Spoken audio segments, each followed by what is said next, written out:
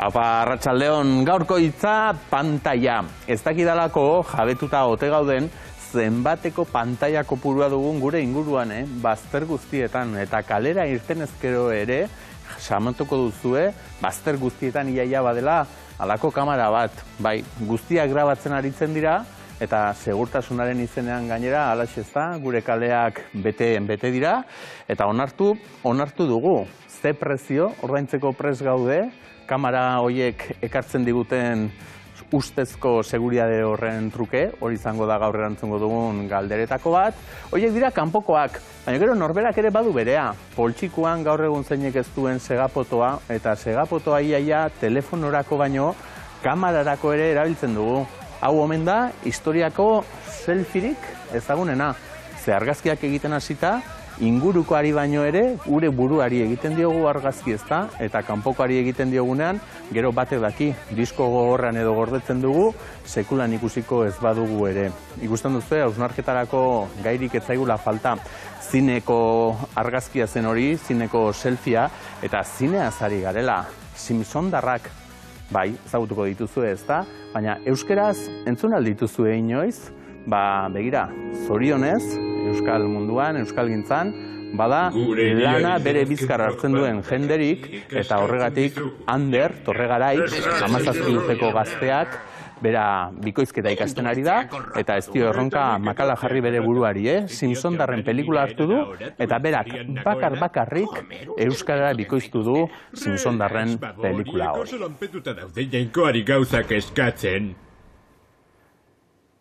Pantailaz ari garela, pantailak ere euskaraz behar ditugulako noski eta hortaz ere ariko gara gaurko saioan. Aurrena Inigo Martinez etorriko zaigu liburu hau besapean duela, pantailen garaipena. Bideojokoetan eta maila batetik bestera salto egiten dugunean, pantaila batetik bestera salto egiten dugula esaten dugu, eta kontseiluan ere horixe aldarrikatzen dute. Behar bada, pantailaz saltatzeko urrengo pantailara aurre egiteko garaia ere badela, eta horregatik bertako idazkari nagusi berria Idurre Eskizabel gurean izango da. Eta pantailan ere luzitzen dute askok eta askok bere jazkerarik dotorena, badakizue Jokin Aierre Garai moda kontuekin etortzen zaigula 15ean behin, eta gaur nola ez Oskarrentako alfombra gorriaz hariko zaigu. Gogoratu non topakatuko gaituzuen Txiolandian, It's OK, Bekomarra EITB, eta postontzira idatzi nahi izan ezkero berriz, itzokei@eitb.eus. Eta atarikoa borobiltzeko gaurko izena pantaila izan da, kantuak ere halaxe behar zuen. Pantailak, Leopoldo izeneko taldearen abestia duzue, Bonberenean grabatutakoa, eta bertan ere horretaxez ari da, pantailen garrantziaz.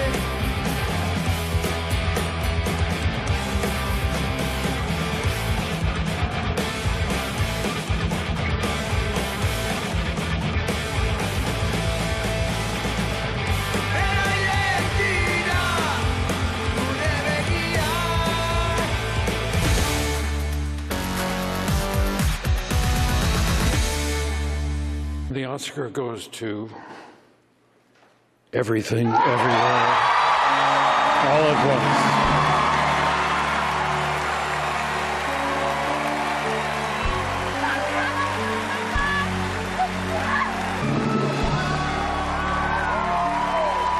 My mom is 84 years old. Horixe, Los Angelesera begira ere egongo garela saioan, baina aurrena gure buruari begiratu behar diogu, gure hizkuntzari Idurre Eskizabel, arratsaldeon. Arratsaldeon, orko. Ongi etorri, zer modu zaude, ongi? Ongi. Bai, gobernu berriei eguneko tregua ematen omen zaie, eta zuk orentxe daukazu agortuta tregua hori, beraz, Bueno, ez dakiz zenbateraino garen gobernu, baina bai, nolabait lan berri honetan edo ardura berri honetan hasi nintzela, horixe, ez? Abenduaren hasieran, egia esan, izugarri bizkor ari zait pasatzen lehendabiziko jauzi hau, eta esango nuke 3 hilabete baino hilabete eskas pasa dela, baina bai, honezkero pasada denboratxo bat, bai. Borrokarako dena den indarrez, zuzer horri trintxera honetan, berria izango zarelako karguan, bai, baina trintxeran etzara berria, beste trintxera batzuetan ere ez, borrokarako gogorik etzaizu falta, ze lokatzetan zikinduta ere alaxe zaude, bazabiltzalako, ez? Bai. Eta alaxe, segi nahi duzu, ibiltzen ere, bazabiltzalako horretan, eta aipatu behar da, zure burari ez diozula erronka makala jarri. Ze hortxe iruditan ikusten ari gara Durangon kargua hartu berritan ere, aipatu zenuela, ezta? Euskararen aldeko borrokan ere, kohesio soziala, justizia soziala, eta halako kontzeptuak ere txertatu beharko genituzkela, ez? Bai, nik uste dut berez datozela, ez? Nolabait Euskararen biziberritze prozesuarekin.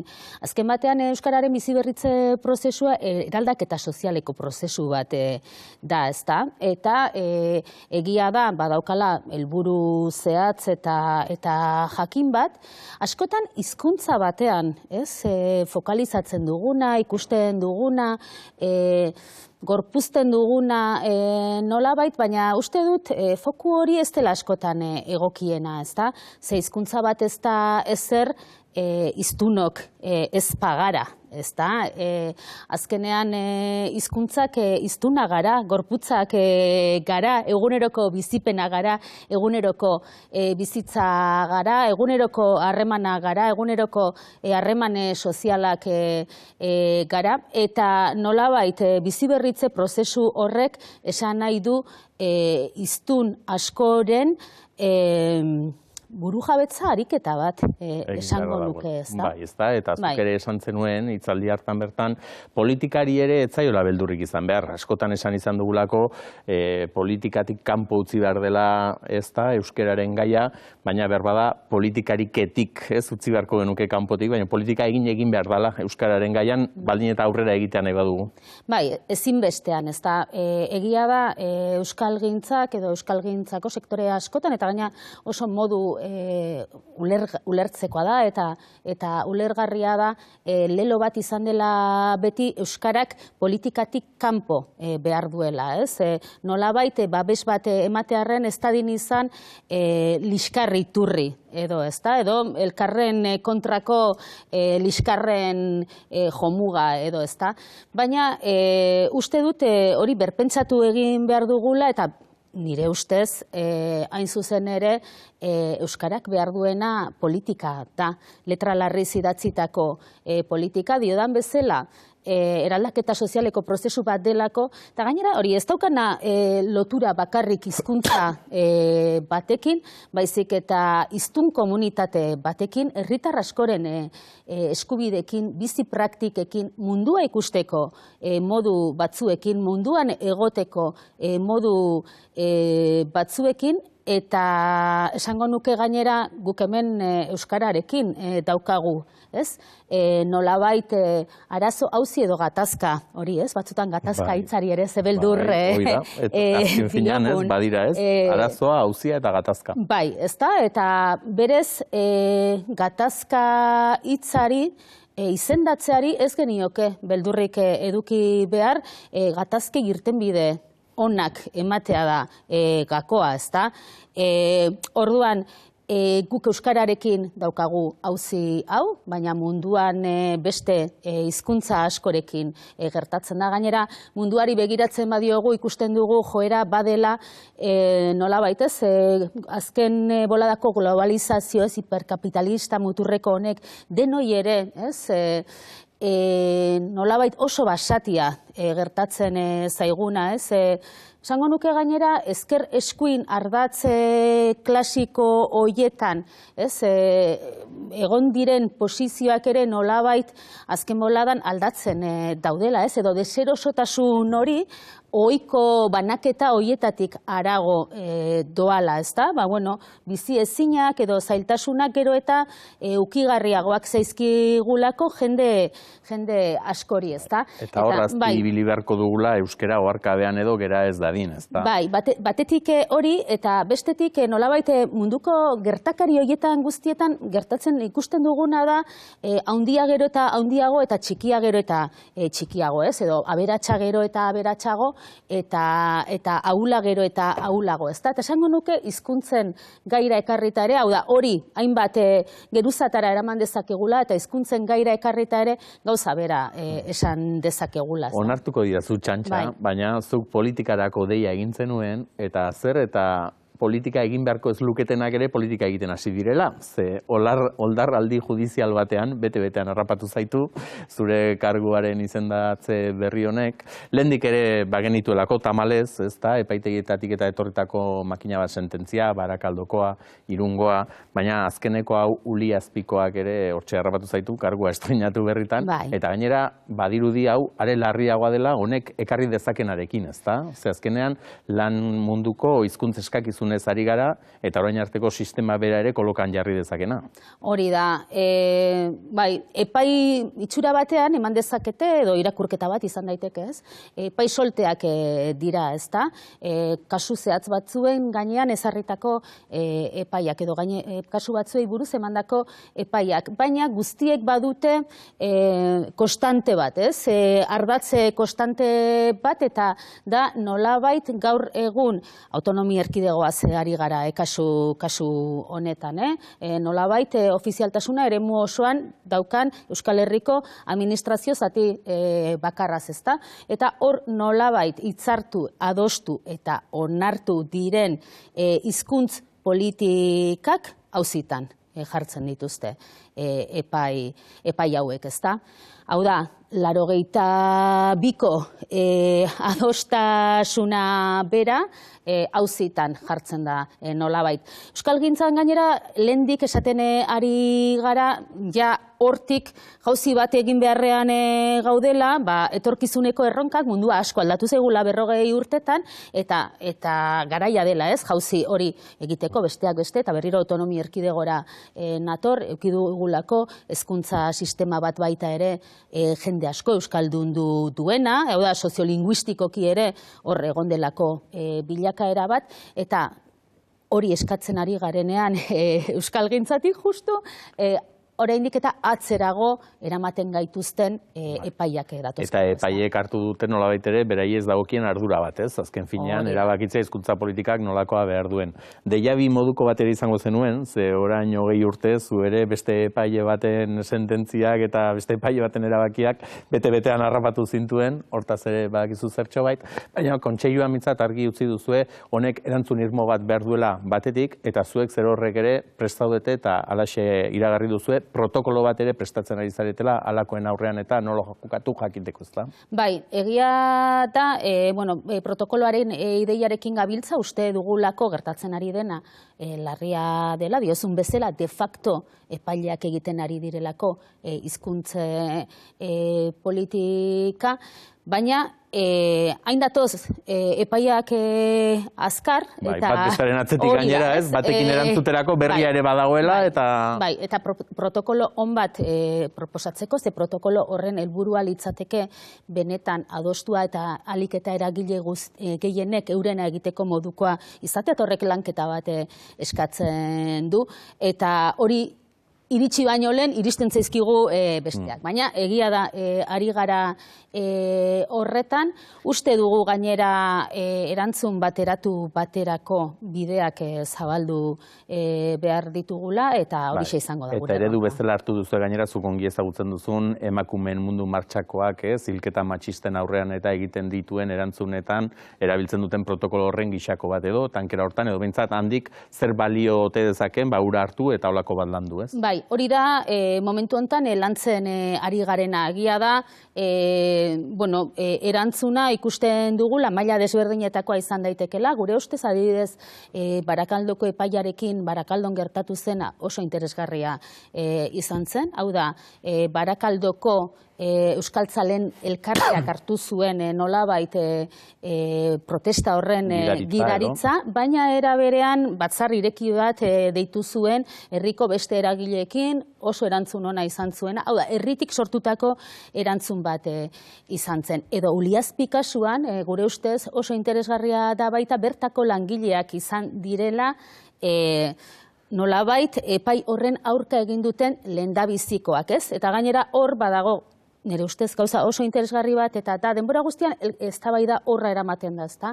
Langile eskubideak, lan eskubideak, ala hizkuntza eskubideak, ez? Baina borrokaren transversalidadean ere zu sinistuta zaude, ez? Eta azken finean, erabaki hau ez dela euskal edo euskeraren eskubideen kontrakoa bakarrik, baizik eta langileak berak ere euren eskubideak kaltetutak ikusten dituztela, eta baita bertara zerbitzu bila joaten diren zaurgarrienek ere sufritzen dutela, ezta? Hori da, kate hori guztia dakar, ezta? Horregatik da interesgarria subjektu desberdin hoiek nolabait ohikotan euskalgintzari edo bere eskumeneko aitortu zaion arlo hortan ekimena hartzen ikustea. Eta protokoloaren ideia eta mundu martxaren ideia horretatik hori dalako, ez? Zume bat jartzen da, oinarri bat jartzen da, baina gero, hortan interpelatua sentitzen den guztiak, interesa duen guztiak, izan dezala helduleku bat, izan dezala zume bat horri aurre egiteko. Horrekin ere tematuta zaude Idurre, zubiak ere eraiki behar direla,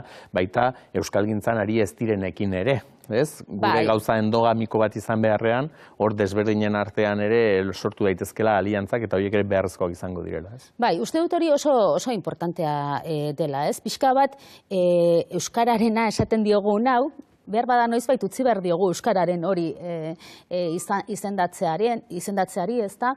Eta akaso aritu beharko dugu hizkuntza elkarbizitzaz edo halako terminoetan, ez delako euskaldunona bakarrik, ez delako euskaltzale ona bakarrik, badelako herritar askoren edo herritarron oro har bizikidetzarako oso importantea den gai bat, ez? Nolabait, bizikidetzarekin, justizia sozialarekin, kohesio sozialarekin, demokraziarekin azken finean lotuta dagoena. Eta haiekin ere lanean ari zarete, ze hizkuntza politike baten beharra premia aldarrikatzerako orduan ere batuz aldatu, ez? Ekimenean, dokumentu horretan ere atxikimenduak ere lortu dituzue, esparru desberdinetako jendearenak eta gehiengo sindikalarekin ere hortxe ari zarete lanean administrazio euskalduntzeko.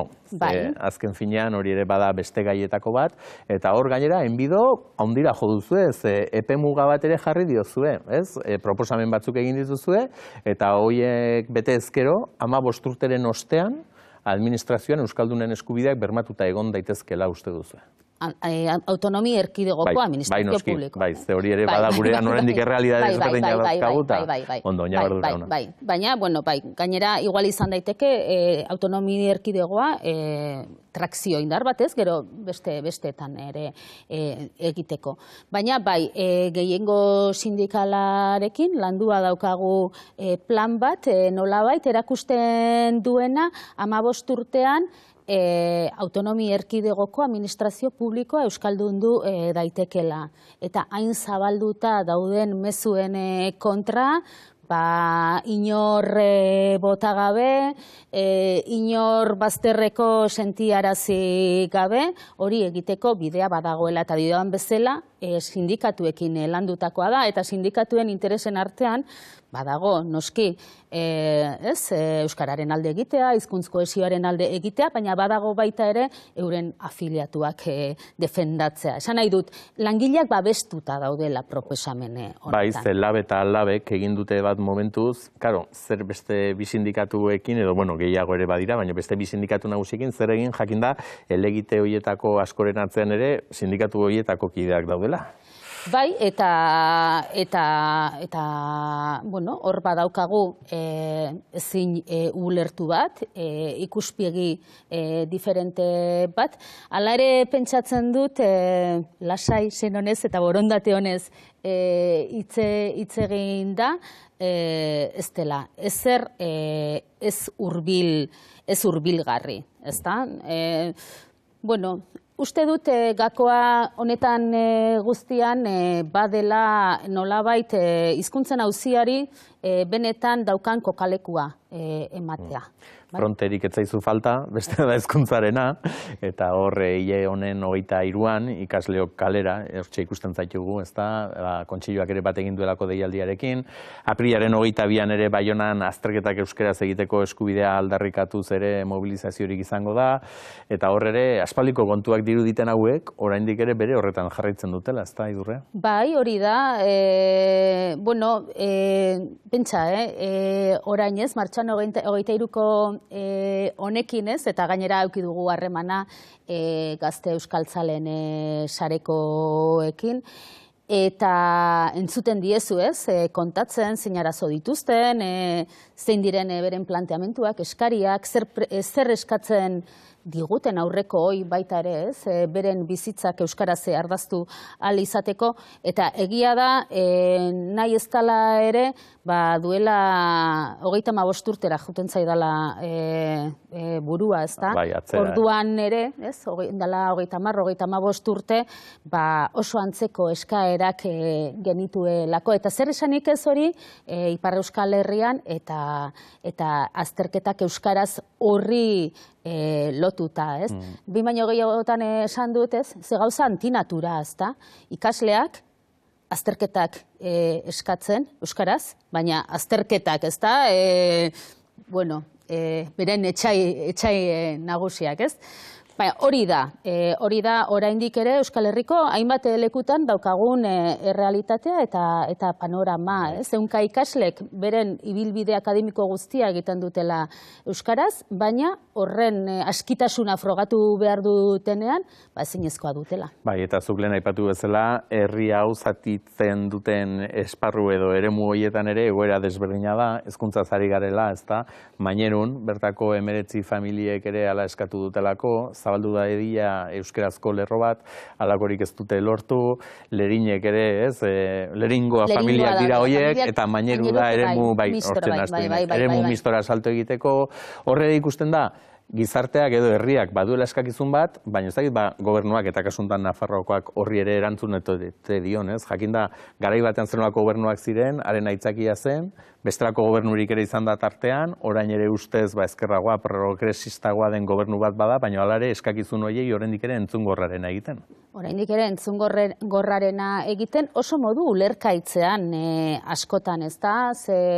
Lehenago zirenak aukerak, hau da, herritarren eskaera bada, edo ez, gertatzen denean horre galga, ez da?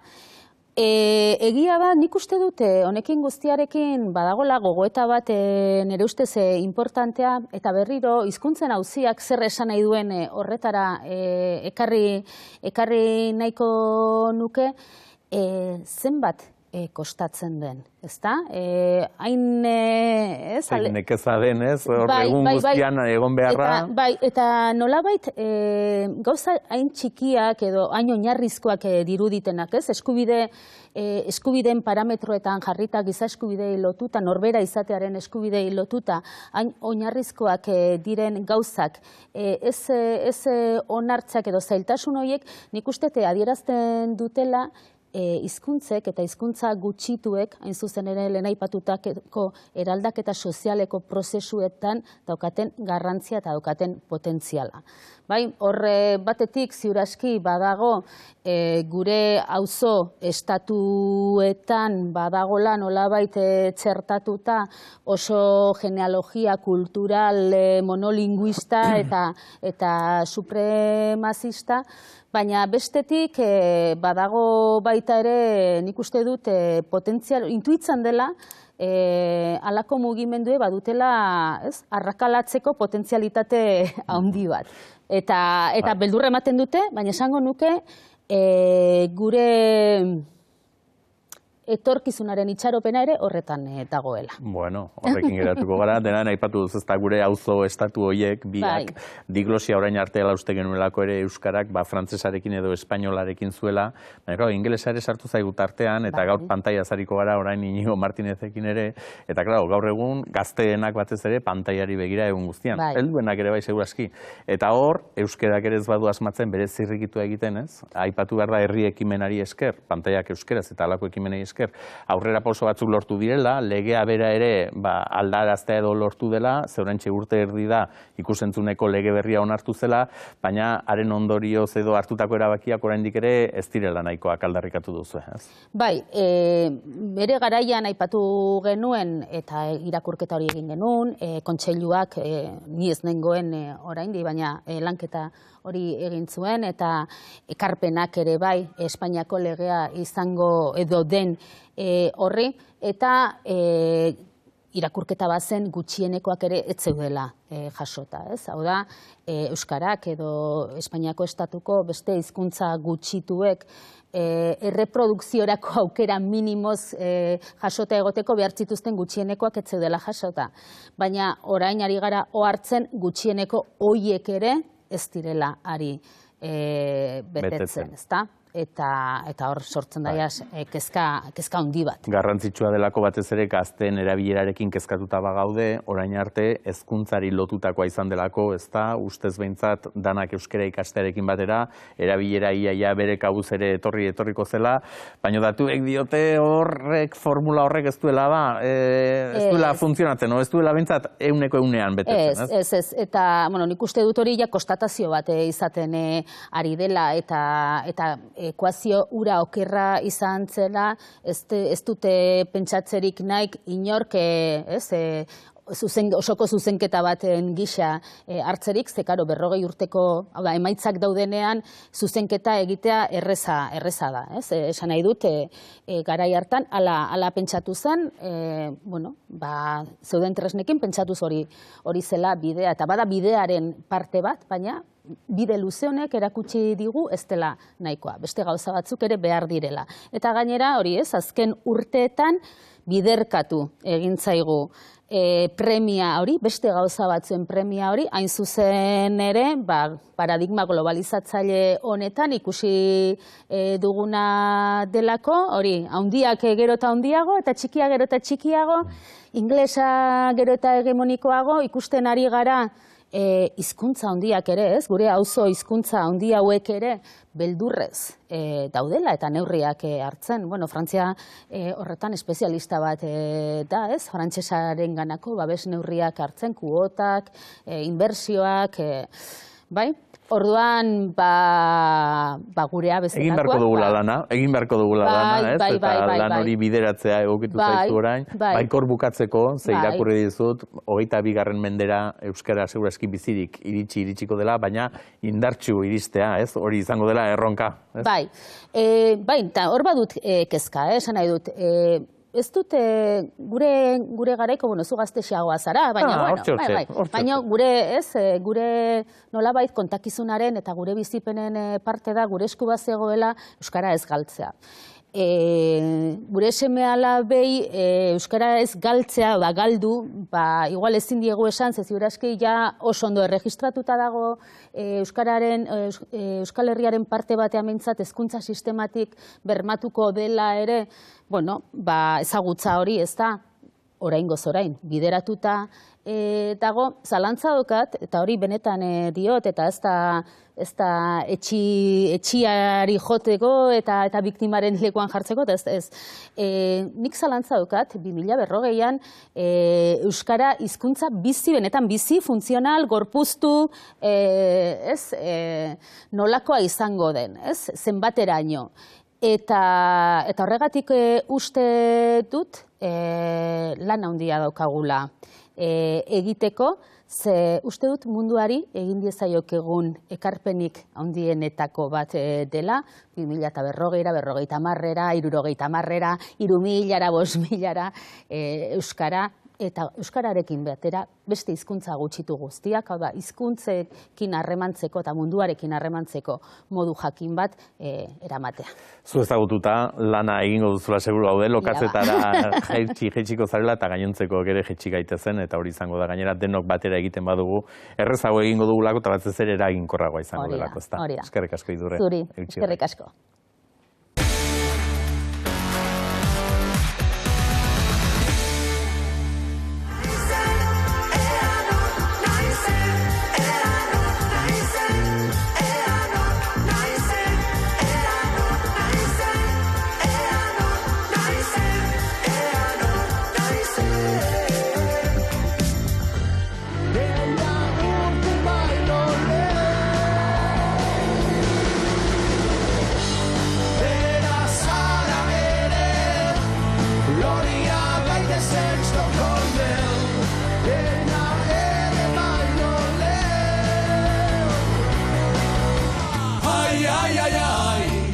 Ay, amor, ay, mi morena de mi corazón.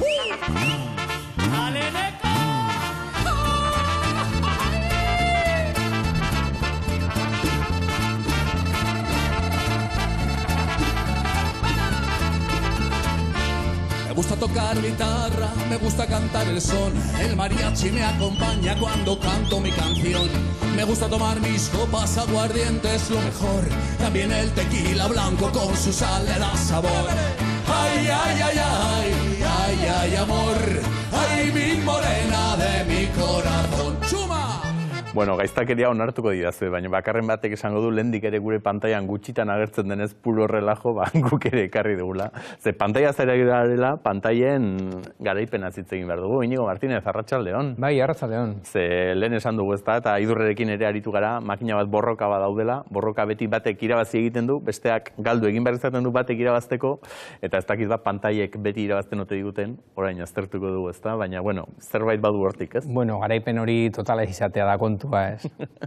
Bai, bueno, guk ere resistentzia jarri diezaioke egula, ezta? Horixe. Ez dizkio gozak erresi jarriko. Horixe. Esaterako egun hauetako albistea bada, Iñigo, ezta, Bob Dylan itzuliko dela Donostira, eta deigarria izan da, bai, bera etortzeak, baina batez ere, berak ja iragarri duelako bere kontzertuetan mugikorra erabiltzerik ez dela izango. Ze gaur egun badakigu kontzertuetan eta ze gertatzen den, ezta? Ba, ikusten ditugu iaia buru bezain beste mugikor antxe kontzertua eta grabatzen, eta hori ere zerbaiten seinale izango da, bai, Iñigo. Bai, deigarria da, ez? Ematen du munduaren eta gure artean horma bat jartzen dugula, ez? Pantaila bat erdian.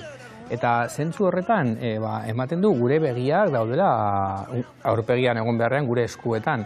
Gustatzen zait, Gerard Walkman, psikoanalistak zelan dioen, mugikorrak edo arrazi kamarak oroar direla ez ikusteko tresnak. Eta bi zentzutan, ez? Batetik esan bezala, errealitatea begiratu beharrean horma bat pantaila jartzen dugulako erdian, eta bestetik dendena grabatzen dugu, gero irudi horiek sekula ikusteko astirik izango ez badugu ere. Hau da, gero eta irudi gehiago atera, orduan eta gutxiago ikusiko dugu, hori da paradoja, eta niri ohiko adibide bat ekarrita, nire semearen eskolatik kanpoko txangora, bueno, ikusi izan irtetzen eskolatik txangora joateko, autobusa dago haien zain, 6 urteko semeak, eta bidean guraso, heldu, aita ama guztio gaude hori grabatzen, eta lagun batek humorez esaten zian ematen duela aitaratzia garela, baina bueno, hor ere adibide txiki horietan ere ikusten da irudien nagusitasuna, ez? Bai, baina grazia egin dit, eta uste dut erabiltzeko modukoa dela aitaratziarena, ze benetan bai ikusten ditugu kalean aitaratzi asko edo ekitaldi bat umeekin eta aurkeztea inoiz tokatu izan zaigunetan ere berdina, ezta? Danak hortxe daudela. Dena den horrek ez dakit Iñigo oso tokionean uzten ote gaituen, ezta? Ze ispiluaren aurrean itxusi ez ote garen agertzen, eta ispilua diot, ze zuk hementxe pantaila desberdinak aztertzen dituzu, atal bakoitza eskaini diozu pantaila horietako bakoitzaren garaipenari, eta segapotoaren edo telefonoaren garaipenari alaxe ditu diozu, ispiluaren aurrean, ze beste paradoxa bat ere bada, bintzat mundua ikusteko edo erabiliko bagenu, ez? Edo munduaren oroitzapen horiek gordetzeko erabiliko bagenu, baina askotan, segapotoakin ateratako argazkia gure buruari egiten diogula, ez? Selfia moduko bat egiten dugula, hor ez dakit, gure burua ikusteko mundua ikusi beharrean. Bai, ez dakit selfia diren gure ispilu hipermodernoak, ispiluak ote diren, Bestetik, gure irudiarekin daukagun erlazioa sekula ez da erabat proposa, esan nahi dut, egun batzuetan agian hobeagoa, baina oro har beti dago haustura bat gu eta gure irudien artean, gaurko begizuloak edo jausten hasitako hilea edo ez dakit, esan nahi dut, onartu behar dugu hor dagoela beti zehozer engajatzen ez duena, eta hala ere hor ari gara, nolabait irudi perfektu horren bila, selfien kapituluan hori aipatzen dut, eta harrigarria egiten zaidana da, zenbat hildako dauden urtero selfie perfektu horren bila, arriskuak hartzen, garabi baten gainean, etiorra baten gainean. Ikusgarritasunaren izenean gure bizitza arriskuan jartzerainoko pres gaude, hori bada marka. Animali arriskutze baten ondoan argazki aterata, eta, bueno, astu egiten dugu agian ez gaela irudi hutsak, eta irudi horien atzean gorputz bat ere egon badagoela. Gero bururatzen zaidana da Inigo, horrek zote duen eztabaidan edo zalantzan jartzen boierraren eta exhibizionistaren arteko idatzi gabeko tratu hori, ze batek exhibizionista izateko bada gero begira egon behar duenik, edo begira aritzeko bada erakusten egon behar duenik, eta ja tratu hori ere hautsi du. Ematen du rol horiek oso harin aldatzen direla, bi aukera daudela, edo pantailari begira egon, edo pantailan agertu, Orduan, exhibizionismotik eta boierismora harin pasatzen gara, espektakularen gizartearen seinale, Gaur justo, nire ikasle batzuekin hitz egiten nuen, batxilerreko ikasleekin, eta esaten ziaten zer dela eta hainbeste irudi ikusten ditugu eta hainbeste bideo aldaketa klimatikoen inguruan, baina ez dira hain eraginkorrak, hainbeste informazio egonda, eta aipatzen ziaten dan ikusten dugu espektakulo gisa, gure etxeko sofan ikusten dugu eta bideo bat bestean atzetik, baina agian ez dago ikusteko modu etiko edo politiko bat, Nik hor liburuan aipatzen dute kultura bisual honen barruan ematen du logika ezberdina direla, baina zientziak nolabait dana ikusgarri bilakatu nahi duela, unibertsoen azken bazterra bebai, politikoki botereak danok ikusgarri nahi gaituela, eta komunikabidek dana espektakulo bilakatu nahi dutela. Orduan, hor zertatzen da kultura bisual horren ideia. Eta gero nazten dugu exhibizionismoa eta narzizismoa. Gure burua erakusten dugu, eta erakusten dugu gainera gu nahi dugun bezala. Gero filtro bat jarri, bestea jarri, gu garena baino ederrago agertu nahi dugulako ere, akaso ez? Bai, hor, kurioso da, Ziru Hauer zelan dioten askotan, jendea doala, bere argazki avatarran edo digital batekin, esan az, bueno, holako ebakuntza nahi dut, nire irudi hori izateko. Ez daki zalantza daukat gizarte horretan oso narzisista den, edo kontrako edo ni auskorrak diren, edo bien arteko logika zinote den. Ni pustu horiek gure irudia nolabait pustu behar dugunok, aldi berean oso auskorra gara. Hor buruan datorkit Dani Baumanen kasua, kasu tragiko bat, nerabe batek egiten zituela egunero 200 auto argazki, 10 ordu pasatzen zituen irakurtzen bere selfie argazkioen inguruko komentarioak sareetan, apurka-apurka utzi zion eskolara joateari, jateari, eta bere buruaz beste egiten alegindu saiatu zen 18 urte euskala. Orduan, ni auskorrak edo ni pustuak. Hor ikusten dut logika agian bateragarria dela. Gainera, ez dakit selfieak argazkia diren, autofotoa diren enean, Roland Barthesek dio, argazki batek dauka memoria, Eta askotan gordetzen dugu modu, eta selfie dira orainaldiaren goraipamen hutsa. Eta orduan, horretan ez dut uste bereziki memoriaren, nola ulertu orduan selfia, eta zer ezberdintasun dago selfie eta argazkin artean. Autofotoak, autolaguntza, autoestima, auto guzti hori, harremanak alde batera utzi, eta uste dut auto hitzaren arrakastak zehozer esan nahi duela bai. Muturreko kasu batzuk ere aipatzen dituzu liburuan, eta datuak ere bai, esate baterako Londonen zenbat kamera dauden ere, oraintxe ez du gogoan, baina 3.000 bat edo, 14 biztanleko, iaia kamera bat agertzen da, egia da, gaur egun bazter guztietan ditugula kamerak, segurtasunaren izenean jarri dizkigute, naiz eta jakin, bai, seguruago egon garela akaso, datuek ez diote, ez da, gaiztakeri kopurua edo delitu kopuruan ez dela askorik igertzen, baina hori berean haiek gu ere kontrolatzen gaituzte. Orduan ez dakit hori prezio hori ordaintzeko prestote gauden, seguridaden izenean gure intimidadea eta gure askatasun hori ere ordaintzeko prestote gauden. Nietzat ere hor, harrigarri egiten zaitzen, nola batzen diren vigilantziaren eta espektakuloaren gizartea, Ze Londres da antza, bideokamara gehien daukan hiriak, baina Eskonlan jarreko inspektoreak, Emainek Bilek, esaten zuen, horrek ez dituela delitu kopurua jetziarazi. Arek eskagarriagora, jende asko egiten du justo kamera dagoen tokian ikusgarria izateko. Orduan, lehen Descartesekin geneukan, pentsatzen dut beraz ba naiz, gaur egun ematen dudela ikusten naute beraz orduan garrantzitsua naiz eta arano egitera. Zenbat jipoi batzutan ematen diren grabatzeko eta gero sareetan partekatzeko.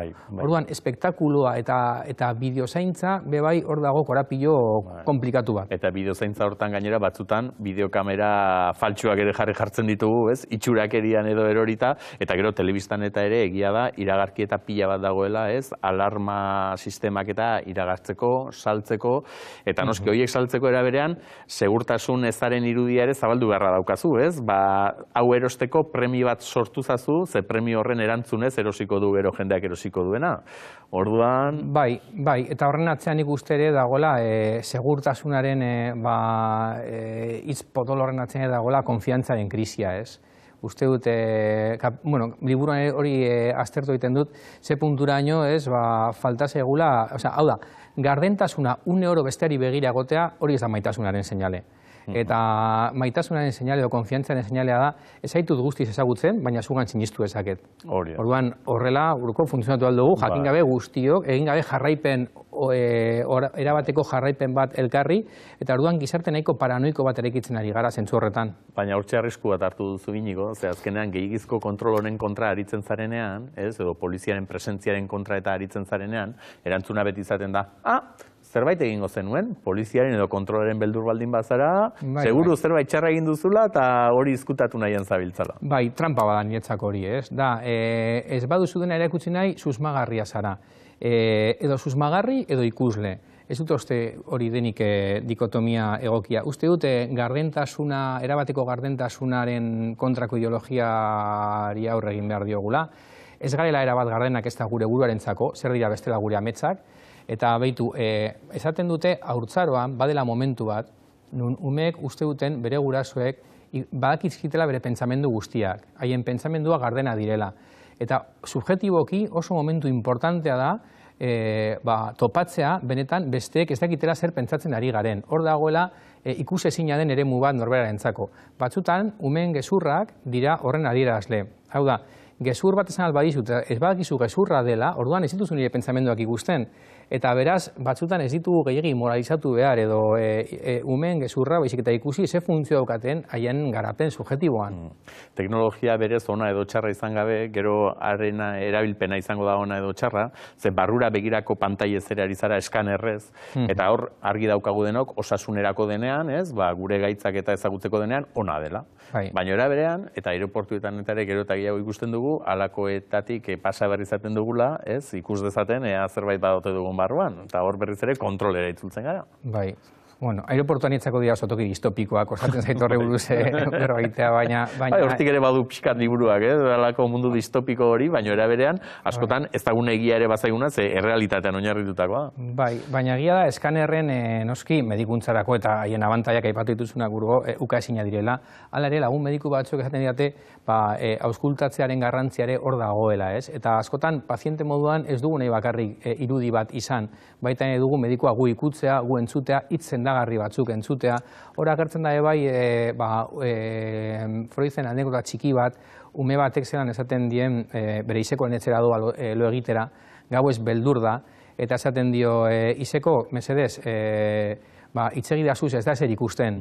Eta izekok esaten dio, baina hitz egiteagatik ez da gehiago ikusiko, eta bere erantzuna da, bai, hitz egiten duzunean argi gehiago dago. Uste dut, irudiek hartu dutela nagusitasuna, zifrek ere, nik mandamendu hipermoderno eta liburuan zifren nagusitasuna hitz egiten nuen, hau da jarraipen txiki bat irudiena, eta bietan uste dut, hitzen materia, galtzen ari garela eta hitzek materia berreskuratu behar dutela gure elkarbizitzan. Bai, irudiak bista nagusitu da, ze oroitzapenak ere gordetzen ditugunean, ez, gehienak alaxe gordetzen ditugu argazkiak eta bistaren ikusmenaren da, nunbait ez, gaiendu den gaitasuna, baina nun geratzen dira usaimena, zuk aipatutako taktua, ez, bestelakoak ere badauzkagu, eta hoiei ez diegu hainbeste garrantzirik ematen. Bai, uste dut memoriari, pentsatzen dugu memoriaren privilegioa dela bisuala, baina memoria biziaren kasuan ez da hori, ez? Lastan batek, usain batek, hitz batzuek. Egia da, horiek zailagoa direla ekartzea, baina, bueno, gogoratze hitza rekordariz latin ez da bihotzarekin gogoratu, eta orduan memoria bizirik dagoenan ez da argazki bat. Eta askotan ere, gogoratzen duguna dela, gertatu ez dena. Gure fantasiak nahazten dira gure oroitzapenetan, eman gabeko musu hori, egin gabeko bidaia, ez dakit, bueno, ni aitarekin egin nuen bidaia ambulantzian eta esan gabeko hitzak bidaia horretan askotan gogoratu ditut, eta orduan memoriaren biurrikeriarek ere hor daude. Gertatu ez direnak ere gorde ditzazkegula, ezta, azkenean. Bai, hoize. Izan ere hortarako habilidadea badago, teknologiatik aparte.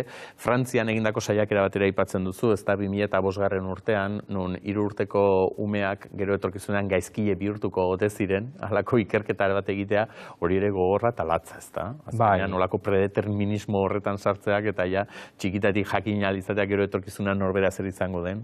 Bai, aurrera begira kapituluan, segira liburua da pixkat dela kartografia bat, ez? Begirada edo pantailak goiti bera, beti gora, atzetik eta aurrera begira aurrikuspen digitala, prebentzioaren ideologia, eta askotan bihurtzen dugu patu bat, ez? Eta 3 urteko ume bate etorkizuneko delitu gila izan daitekela, ezakizek asketaldia euskalako eta agian kondenatzen dugu, eta uste dut hezkuntza behar duela kontrako izan, antipatu bat, kultura bidez, harremanen bidez, beste bizitza bat eraikitzeko aukera ematen duen zeozer. Argi geratzen dena da, eta liburuan zuk errezeta magikorik ez duzula ematen, ze zuzero horri ere filosofoa izan da, argi dago eztabaidaren alde egiten duzula, eta halaxe argitzen duzu, ez? Hemen botatzen dituzun galdera horiek, eztabaidarako nahiko zen dituzkela, ez? Kontrako aldeko iritziak, elkarren aurrean jarri, baina zuk bai nolabait ere egiten duzu ikusezinezkoaren pedagogiaren alde. Bai, batetik nahiko nuke, bizimodu honek eragindako sufrimendua partekatzea, eta askotan nire ikasle nerabekin aukera hori daukat, haien nekezia eta ansiedadea zer galduko dutelako pantaila horietan eta bar, eta gero egia da, azken kapitulua dela ikusezinaren alde, ikusezina zentzu pedagogikoan, esan dugu bazter batzuk mantentzea, norberaren etengabeko begiratik kanpo lanean, noski berdin, politikoki berdin, eta are gehiago erotikoki ere bizi gara agian gizarte pornografiko batean undana ikusetera ematen den eta batzutan hobeda erotismoa zearek imaginaziorako ere tarte zirrikitu bat uzten du, ez? Pornografian halakorik ez dagota. Bai, eta nahiko nuke ere liburuan egotea ideia ikusezinak solasaldian jarri alizateko eta liburua izatea itzaki bat gure egungo bizimodua hitz egin alizateko. Eta erreparatzeko gure inguruan zenbat pantaila dauzkagun. Zegia da, hemen zerrendatzen hasi arte eta irakurri arte esaten duzu, bai, hau ere bai, hau ere bai, hau ere bai, hau ere bai. Bai, ez dakit garaituko nauten, baina inguratu naute. Holanda. Bueno, hemen gaude pantaila batean. Bai, bueno, hala ere... Kamara deixentere badugu inguruan, guri begira. Baina, bueno, gustatzen zaite, Javier Etxeberriak eta Ola Almendroze daukate liburua ditzena teknopertsonak, eta esaten dute, bueno, 3 eremu daude, ez? Eremu digitala, gaur egungo gizartean, kaleak, hirigintza, gure plazak eta natura. Eta hain arteko lotura, oreka bat egotea dela kontua eta ez harrapatza, gure kapitalismo digital horrek harrapatzen badu gure aisialdia eta gure lana, arretaren politika dago jokoan.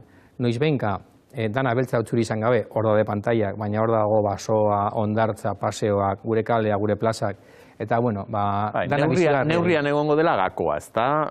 Muturrak ez dira sekulan honak, ez? Eta erdibidean, horre hon daitekela. Bai, eta pandaien kontrako sermoia botatzea ere, ez dut uste eraginkorra izango denik, orduan... Batzutan, bai, merezitakoa da, baina hori da, sermoiatik aratago, ez da bai da, ze elkarrekin argitaratu duzi liburua, eta saiak ere alaxe du izena, ez da kasualidadea izango, ez da bai da, eta bertan topatuko duzue pantaien garaipena Iñigo Martínez Peñaren lana. Eskerrik asko, Iñigo, beste behin, jendearen gogo eta eraginarazteagatik hori beti izango da eta beharrezko. Zuri gonbidapenagatik, Urko. Estimazune arte. Eta orantxe, gogoetarako irriz edo humorez edo txantxaz, badakizue Kaukori Kura taldeak ere halako abestiak sortzen ditu normalean, eta oraingo azkeneko hauxe, egun hauetan aurkeztu duena, aulkixa, hementxe ikusgai eta entzungai duguna. Aurkia, maisa eta isia. Aurkia, maisa eta isia. Aurkia, maisa eta isia. Aurkia, maisa eta isia. Oso hueles muy mal, oso hueles muy mal. Oso hueles muy mal, oso hueles fatal. Oso hueles muy mal, oso hueles muy mal. Oso hueles muy mal, oso hueles fatal. Arrasate siria, oh mía. Arrasate siria, oh mía.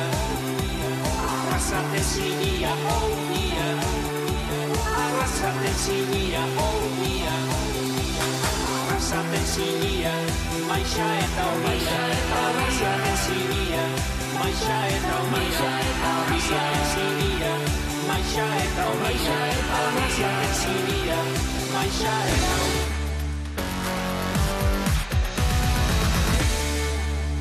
The Oscar goes to Everything, Everywhere, All at Once.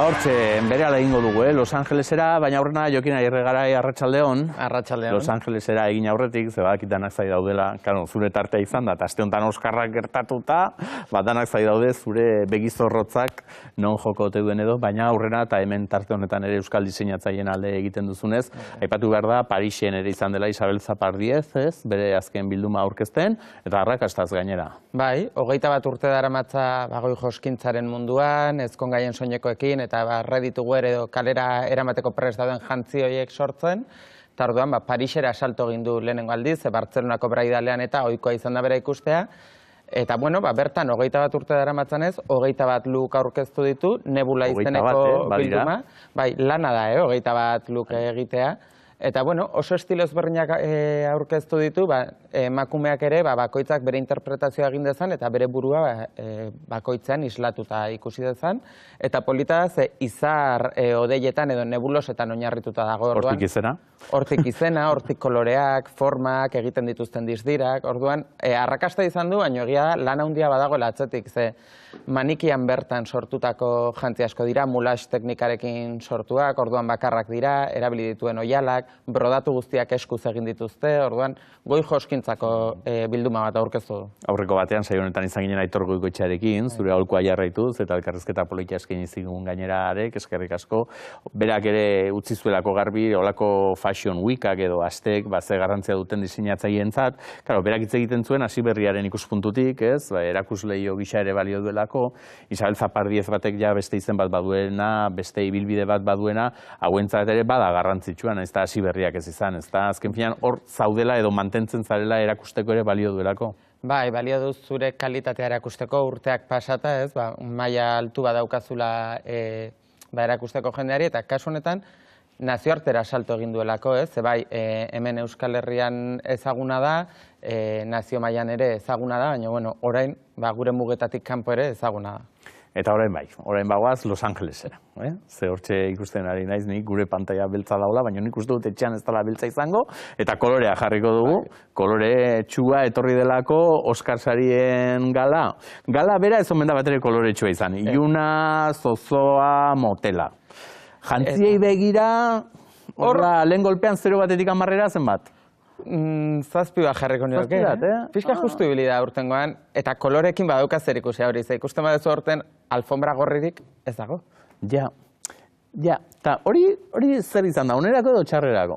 Txarrerako, berez onerako behar luke estilistek eskatutako zerbait da. Bai. Alfombra gorriaren kolore aldatzea, ze, claro, badago jendeak kolore gorriak edo kolore kalidoak berarentzako beharrezkoak direnak ondo ikusteko, eta ezin ziren erabili alfombrarekin bat egiten zutenako. Baina hori da, zu bezain listoak eta zu bezain trebeak ez direlako. Ze aitzakia izango zen kolore gorriarena, ze gaztea sarietan zu aritu zinan estilista, aurkezlekin eta saioan ikusi genuen danak ze dotore zijoazten, eta han gaztearen logoa ere gorri-gorria izanagatik, zuretzat horregetzun inongo arazorik egan. Ez, bueno, azkenean hor badago fokoen jolasa, eta batzeuzkan beste kolore batzuk, beltzak iluntasunak batzeukan gaztea sarietan ere bere lekua, eta bueno, gorri zijoazten, baina orokorren ez tono berdinarekin, orduan jolasoiek egin daitezke.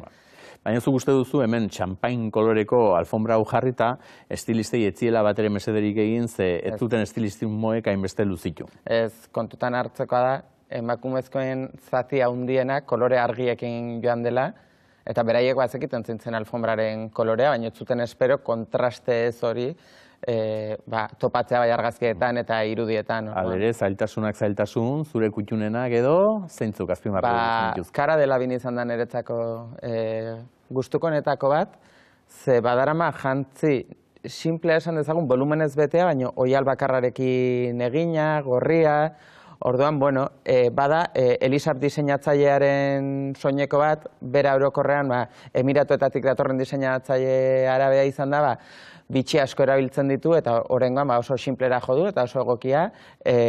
Ludwig Göransson hemen daukagu, ez? Nire gustukoenetako bada, ze esmokina eta dress codea oso ondo betetzen du, baina bere toke personala eman dio. Bai, bestela esmokina beltzegia eta zozoa geratzen dela, eta loretxo hiek jarrita... Saretan gatazka sortu dela bere trentzengatik, baina emakumezkoa izango balitz esango genuke oso xalo dijoala, eta gizonezko bati pixka kaina ematen digu. Kate Blanchett ere oso ondo, ez? Beti da elegante Kate Blanchett. Oso elegante, baina bi pieza aukeratu ditu, kasu honetan, ez, Louis Vuittonenak, baina esmokinak oso gutxi jantzi dituzte ondo, eta kasu honetan Michael B. Jordan... Zaila da esmokina ondo jaztea. Ez da, zaila da, neurriak ondo hartzea, baina kasu honetan askok motz eramaten dituzte.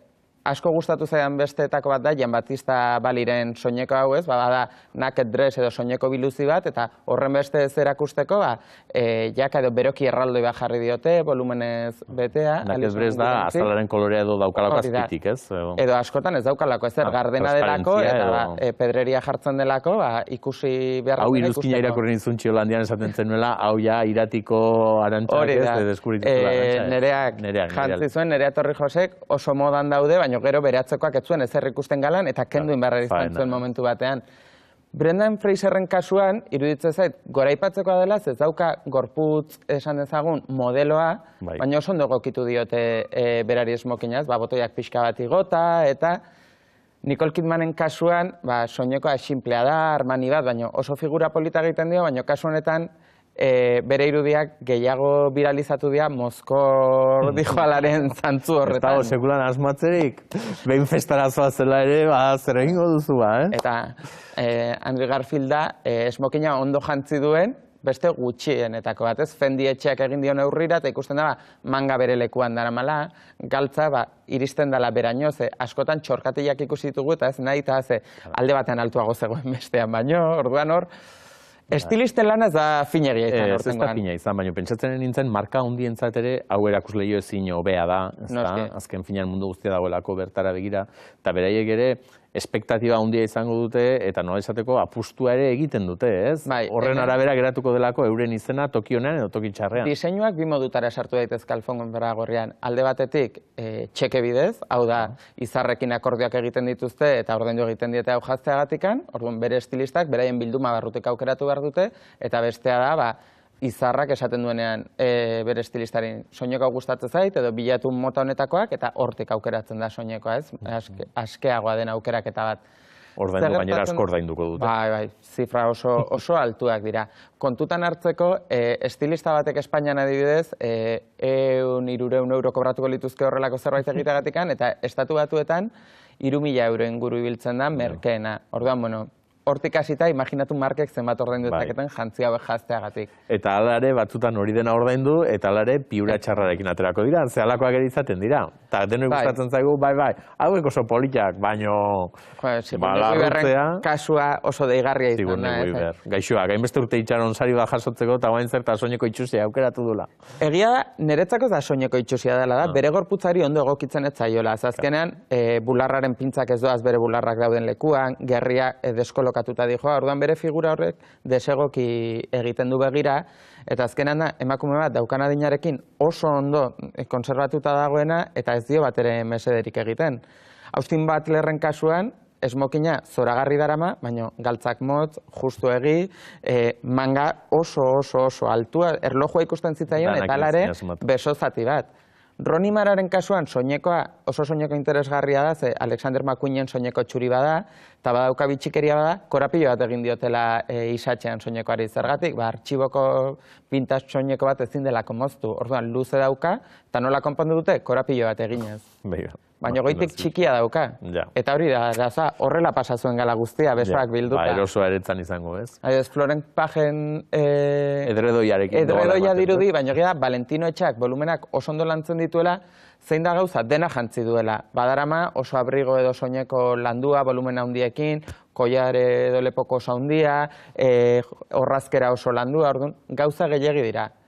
Eva Longoriaren kasuan, bada bere oso estiloa, baina ikusten badezue gerria, oso baju dauka, orduan, pertsona baju bat izan da, horrek oraindik eta txikiago egiten du. Orduan, ondo jantzita joan zaitezke, polita izan daitezke, baina ez du zergatik zure gorputzarentzako egoki izan behar. Badakizu hemen nolako ataletan beti goten dela eztabaida eta zuk zer horrek ere badakit horrek ere kezkatzen zaituela, ez? Eta da, bigarren zati hau egin behar izaten ote den, ez? Azkenean, badakigulako ratzean lan asko dagoela, norberak ere beretzat hartu dezakelako irain gixan edo, eta horrez, egin behar ote den edo ez, gaizkien jantzitakoen zerrenda. Niretzako gauza bada, egoki jantzi ez direnen zerrenda, bere gorpuzkerara egokitzen ez den jantzien izketaldi horiek ez konstruktiboak direlako eta erakusten digutelako baita ere, estilista izugarriak aukita, munduko diru guztia aukita eta moda guztia eskura aukita, baita ere oker jantzi zaitezkela edo norren arazo berak dituztela ez jazteko orduan.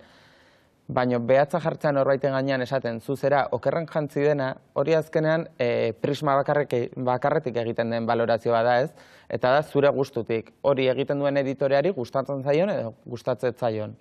Orduan askotan ez da oso justuaz estilo personalak asko egiten du horretan, eta batzutan zenbait estilo ez dira ulertzen edo aurreratu egiak dira zenbait garaietarako, orduan askotan pertsonaiek zuzenean zerrenda horietara joaten dira. Eta guztiok izaten ditugula, egun hobeak eta egun kaskarra. Hori da. Eta txarrena da, egun kaskarra izatea justu mundu erdia zuri begira dagoenean, baina halakoak ere gertatzen dira. Gertatzen dira, pentsatzen duguna, baino sarriago. Bai, ez da.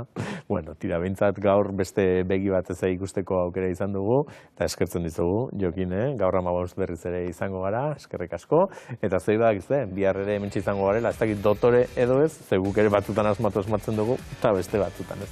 Bihar arte, txintxe bilin, izan.